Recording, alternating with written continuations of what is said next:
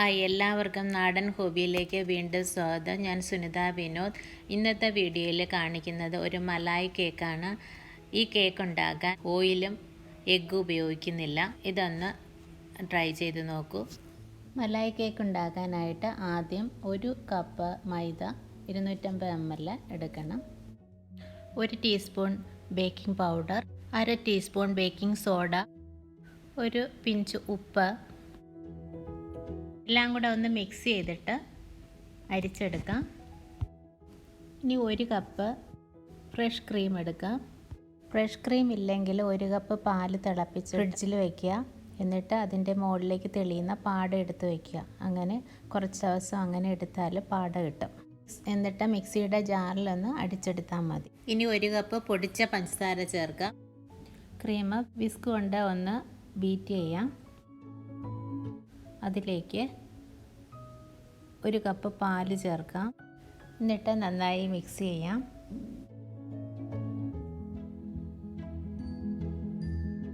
ഈ dry ingredients നേരത്തെ അരിച്ച് വെച്ചത് ചേർക്കാം. കുറച്ച് കുറച്ചായി ചേർക്കാം.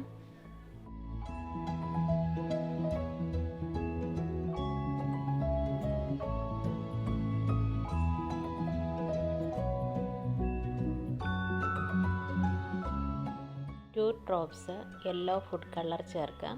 ഓപ്ഷണലാണ്. എന്നിട്ട് നന്നായി ഒന്ന് മിക്സ് ചെയ്യാം. കേക്ക് ബാറ്റർ റെഡി ആയിട്ടുണ്ട്.